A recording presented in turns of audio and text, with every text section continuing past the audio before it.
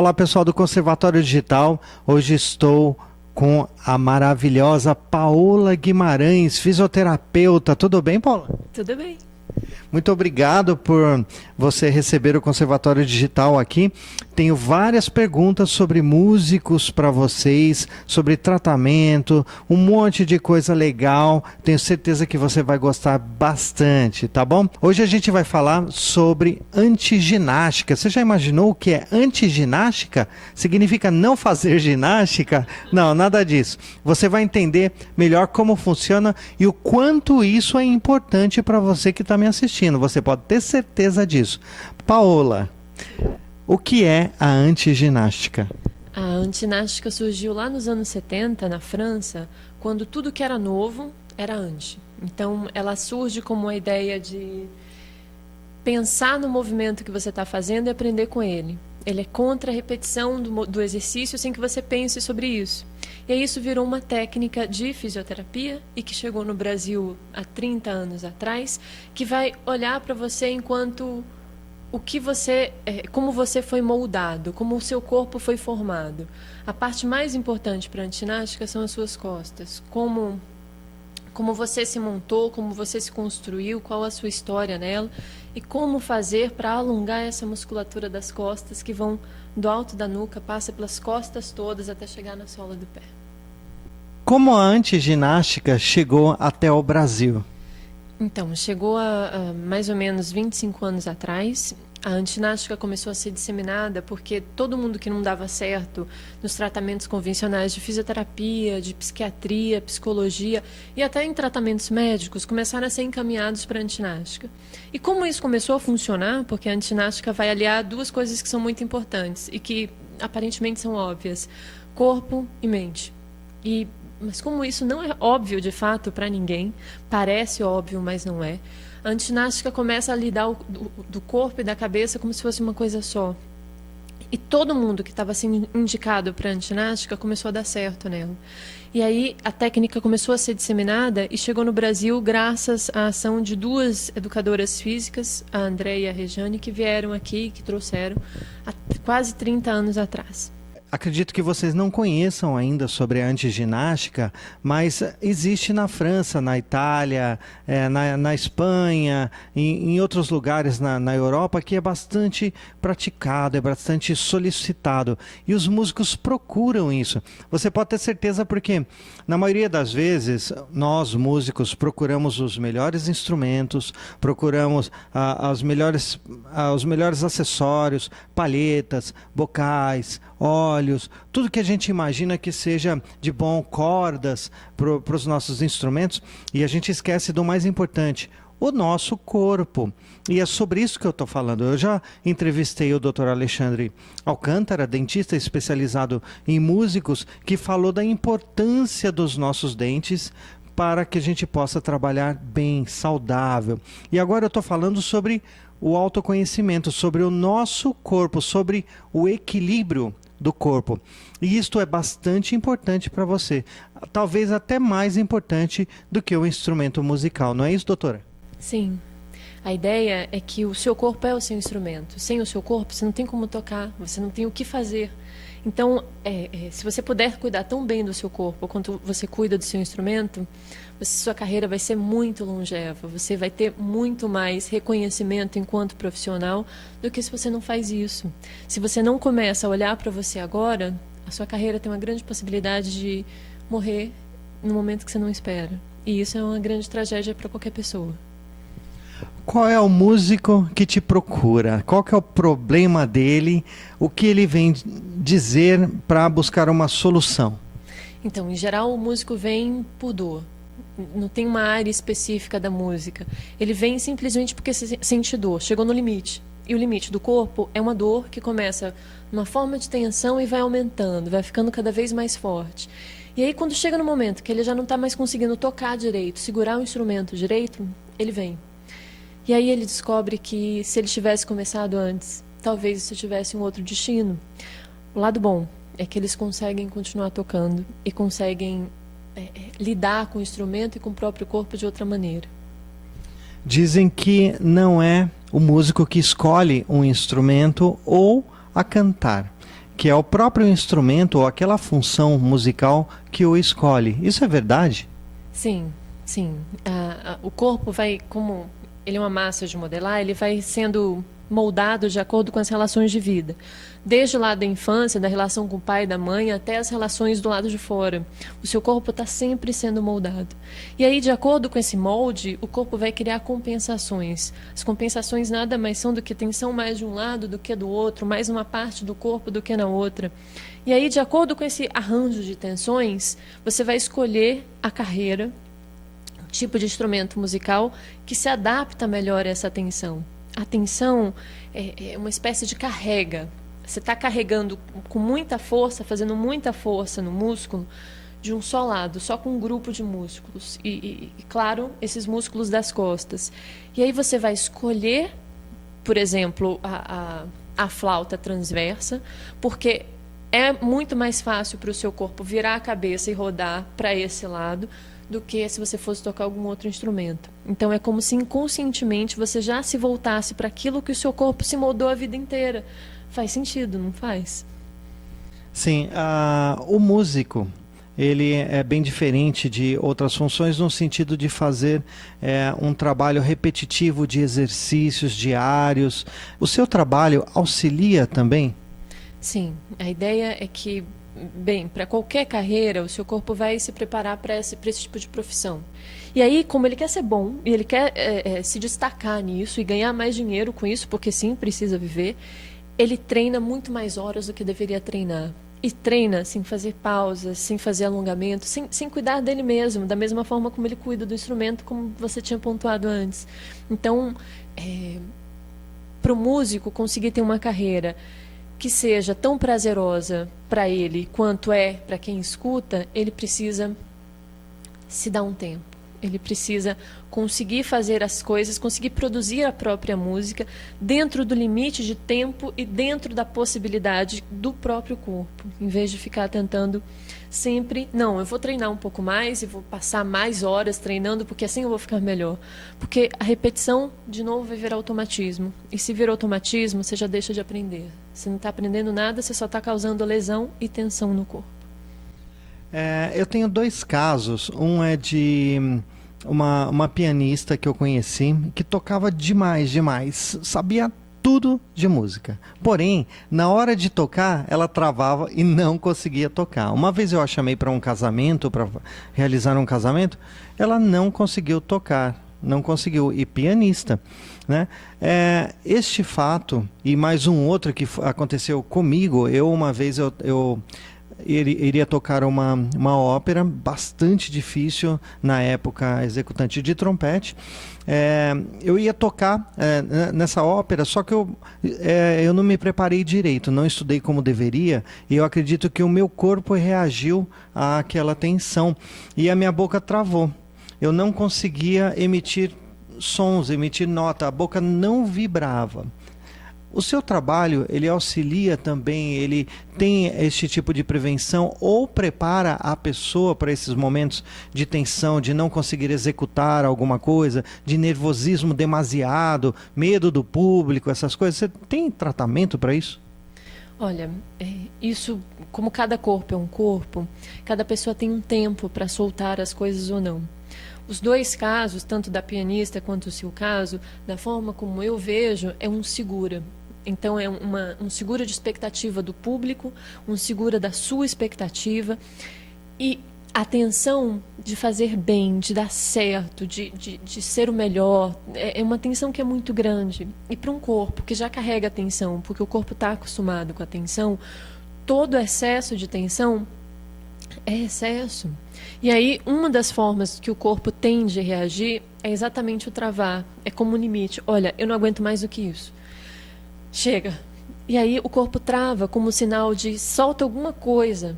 Mas a gente só consegue soltar alguma coisa se a gente se dá conta do que está segurando. Enquanto não se dá conta disso, não solta. Hoje, você falando da sua experiência, você se dá conta do que você estava segurando. Era a responsabilidade que você achou que você foi pouco responsável porque você não se preparou o suficiente.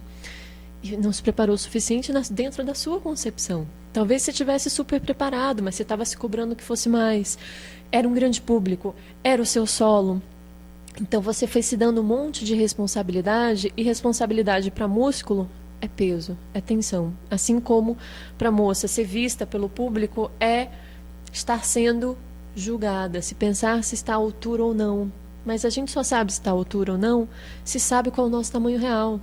Se você conhece o seu tamanho real e daquilo que você é capaz, você dá conta. Mas para que você consiga chegar nisso, para que você consiga dizer, olha, eu não tenho mais medo de público, você precisa se permitir, se olhar, 2, se dar conta das suas possibilidades, e 3, se permitir isso tudo. Porque, como eu disse antes, é uma construção. E se você constrói sobre uma base que não está tão sólida, tão firme, você se sente derrubado facilmente. Então, sim, há formas de lidar com isso que são mais bacanas, que são diferentes, inclusive a antiginástica, mas isso vai depender do seu tempo, do seu ritmo e do quanto você se dá conta do que está segurando, do tamanho daquilo que você está segurando para conseguir ir soltando aos poucos.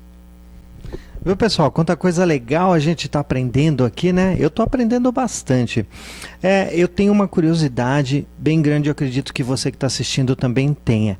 Vocês já viram os pianistas, tecladistas, o pessoal que trabalha teclado, até os acordeonistas, né, os sanfoneiros aí, eles têm uma preocupação enorme com as mãos, principalmente no estalar dos dedos. Eu não posso estalar meus dedos, né? Eu tenho cuidado porque acontece isso, acontece aquilo, tal. Acontece alguma coisa mesmo? Tem que ter este cuidado com as mãos nesse estalar de dedos?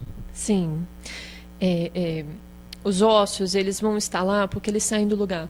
E quem puxa esses ossos são os músculos. Então, se o músculo está puxando muito, a ponto de fazer com que o osso saia do lugar, quer dizer que ele está tensionado.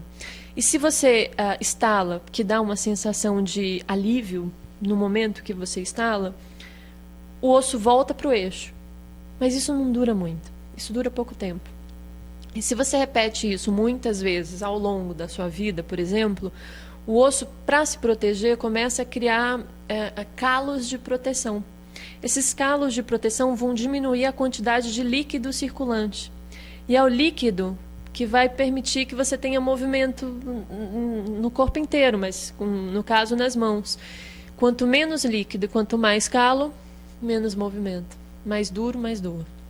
Paula, quando eu comecei a música, quando eu descobri música, foi em fanfarra de colégio, né, iniciando ainda menino, tudo tal.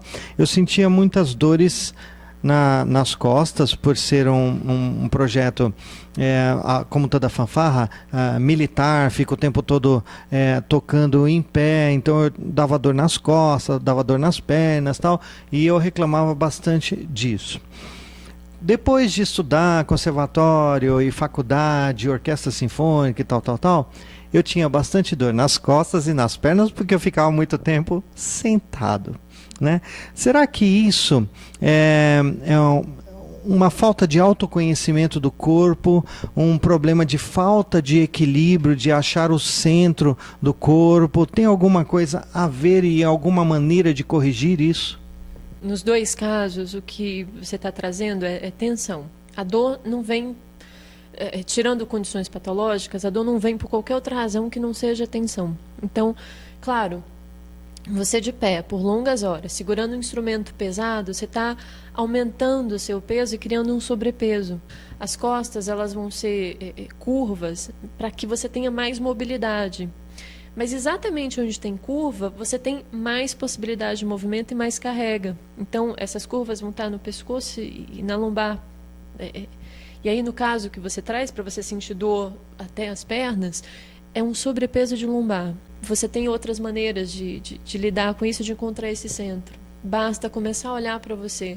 Se você se olha lá no espelho e começa a perceber a forma do seu corpo, mas sem se julgar muito, você começa a se dar conta de onde é que está a tensão, porque onde está tenso o músculo pula. E aí você começa a encontrar, se você começa a lidar com essas tensões de outra forma, é mais fácil encontrar onde é que está esse centro do que simplesmente alguém de fora lhe dizendo, olha, você não sabe onde está o seu centro, acha o seu centro, segura o ventre, porque às vezes a gente segura o ventre e leva o ombro para frente, não adianta nada. A gente fala sempre de centralizar o corpo, de deixar ele num ponto de equilíbrio, de estabilidade, né? Mas aí também tem uma questão de respiração, a forma de se respirar, de trabalhar. Muitos músicos de sopro ou cantores procuram também um ponto de equilíbrio não só na musculatura, na respiração. O seu trabalho também envolve essa cultura da respiração? Sim, a ideia da antinástica é que se não está esperando, morreu. Então, mas olhar para a respiração e prestar atenção nela, em como você respira, até onde ela chega, porque a respiração vai permear tudo e, além disso, a respiração ela é muscular. Então, a forma como o músculo que vai aumentar ou diminuir essa respiração está lá nas costas. A forma dele e como você se coloca em situação de tensão, em situação de lazer, são muito diferentes. Então, a antinástica tem sim uma preocupação com preste atenção no como você respira, mas deixe que ela comece a acontecer no seu corpo sem que seja alguém de fora lhe colocando numa condição de respire mais, respire menos, até porque o seu corpo tem uma quantidade de ar que pode abarcar, tem uma pausa para isso e tem a necessidade de deixar ir. E para a gente, curiosamente, é o soltar que é difícil. Então, se inspira mais, coloca mais ar para dentro do que para fora. Então, você tende a segurar tudo no peito. E especialmente quem toca sopro sabe disso, para ir deixando o ar sair aos pouquinhos. Só que se acostuma tanto, são tantos anos que aí você deixa de perceber que a respiração não está mais descendo, não está mais chegando onde devia chegar. E o peito fica inflado todo o tempo. Então, sim, há uma preocupação grande, especialmente no deixa circular, porque respiração presa, ar preso no peito, também é tensão. Agora eu vou querer saber da profissional de antiginástica qual é a importância dessa técnica para o maestro. Então, o maestro, como você pontuou, ele fica lá no centro. E como ele tem que ficar com a batuta numa altura suficiente para que todos os músicos vejam, ele vai tender a carregar essa pressão, essa tensão nos ombros. Então, se você vê um maestro regendo de longe, os braços dele não descem. Se desce, ele só desce um. E você consegue ver a musculatura do braço até daqui, do pescoço até os ombros. Inclusive o desenho muscular nos braços na hora que ele está regendo. A sensação é que ele está colocando alguma coisa para fora e segurando todo o tempo. Então, isso cria uma tensão muito grande em toda essa região. Então, se ele consegue diminuir essa tensão, alongar essa musculatura e depois usar essa tensão pontualmente, ele deixa de sentir dor depois. Porque o maestro tem uma vida que é até longeva para os padrões, mas tem um preço. E é um preço alto, porque dor é sempre um preço alto para pagar. Você está entendendo o quanto é importante cuidar do seu corpo, muito mais do que cuidar do seu próprio instrumento? Só que agora a gente vai conhecer o Dudu. Você sabe quem é o Dudu? Paola, quem é o Dudu? É o Dudu. O Dudu é um travesseirinho feito de casca de trigo por dentro e um invólucro do lado de fora para dar essa forma. Nós mantivemos o nome Dudu, que é um nome francês, para tirar a conotação de ser um travesseiro e a pessoa querer dormir. Mas é um dos instrumentos da antinástica e usamos ele como uma forma de pontuar algum movimento, tornar ele mais evidente. Tem essas bolinhas coloridas aí, para que servem? Pronto. A antinástica acredita que você tem um grande potencial de voltar para o equilíbrio, de voltar para a cura, que é isso que o seu corpo busca. E para que ele encontre esse equilíbrio, essa cura, não precisa muita coisa. Então, eu vou mostrar o material, você vai ver que é um material bem simples. Um deles é o Dudu, que a gente coloca realmente no bercinho do bebê para proteger, é um material simples. Bolinhas de bexiga, feita com bexiga e alpiste. alpiste prensado e bexiga, bolinhas de cortiça prensada de tamanhos variados. E essa é um pedaço de madeira serrado no meio. Então, todos eles são usados para pontuar algum movimento, para torná-lo mais evidente. Em algumas sessões a gente utiliza 1, 2, mas em algumas nenhum. Para o corpo, basta o corpo. Vamos, agora você vai ver um pouco da utilização do Dudu. Gente, equipe, coloque música.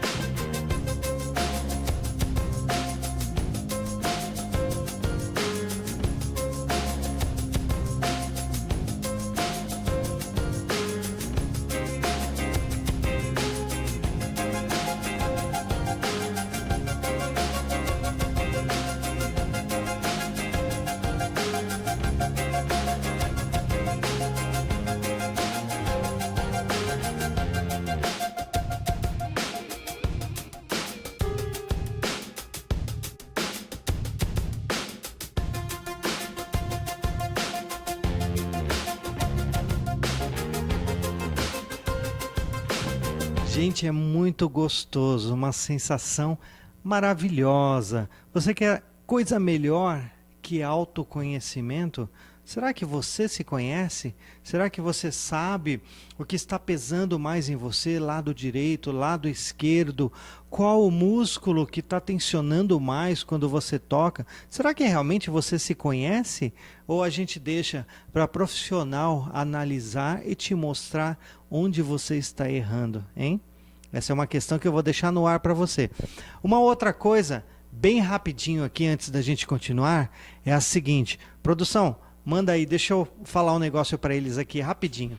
Gente, na chamada da entrevista, a gente teve 1.400 e poucas visualizações só na chamada. Vocês sabem quantas curtidas tiveram? Apenas 9 curtidas. Olha uma outra coisa aqui. O dentista, Dr. Alexandre, que a gente fez a matéria com ele, fantástica a entrevista, teve mais de 24.200 visualizações até a fechada desse take aqui. Sabe quantas curtidas a gente teve? 15 curtidas. Sabe por que é importante você curtir o vídeo que você assiste? Porque é mais que um apoio para o que você está vendo. Aquilo lá assina, é a sua assinatura dizendo não somente que você gostou, mas é uma assinatura dizendo que você apoia, você incentiva e você também está atualizado com o que acontece hoje.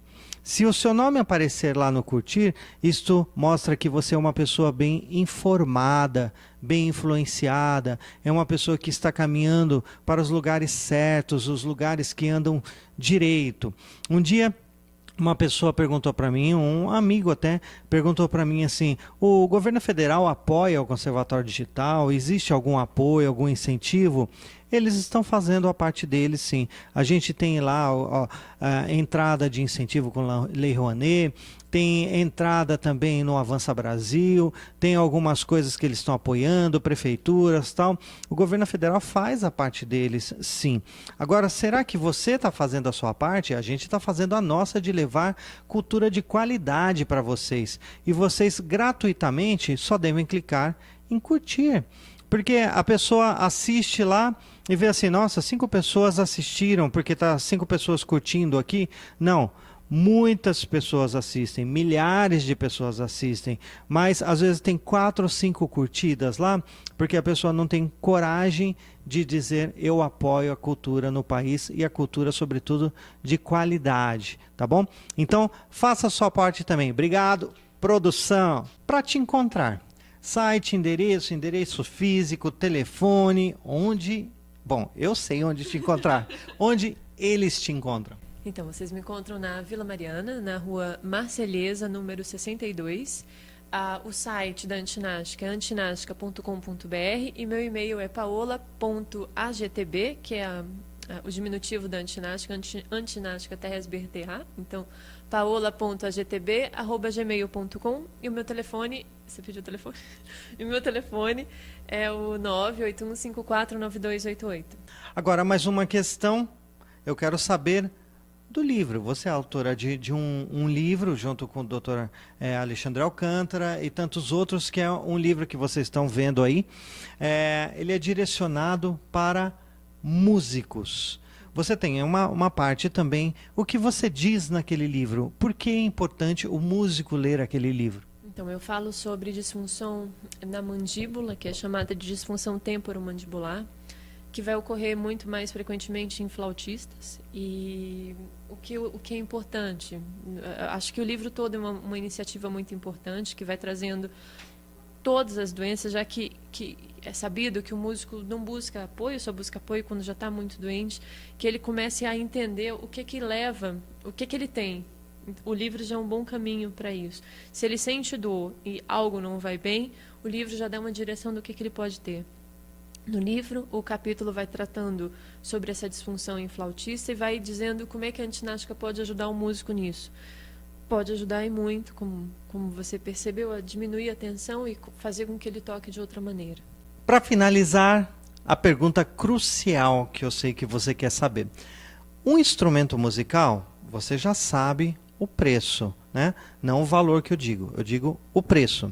Uma guitarra tem lá 5 mil reais, 10 mil reais, depende da guitarra feita por luthier ou não. A gente tem flautas, 2, 3 mil reais, flauta de até 10 mil reais. Tem trompete, você pega um trompete lá, um Stradivarius, um Schilke, de 3, 5, 10 mil reais, fagote de 40 mil reais, piano de 90 mil reais, tal. Agora, cuidar de você, músico, cuidar do seu corpo. É caro. Então, eu não acho. O trabalho da antinástica começa com um trabalho individual e esse trabalho individual tem um custo de 150. Não acho caro. Será que é caro para cuidar de você? Eu tenho certeza que não, né? Então, não espere a dor chegar. Comece a se tratar, tá bom? Faça como eu. Obrigado, agradeço hoje e sempre. Você pode ter certeza que eu vou voltar mais vezes, não para entrevista, mas para cuidar de mim. Eu que agradeço, você será sempre muito bem-vindo. Obrigada. Conservatório Digital, clique e toque.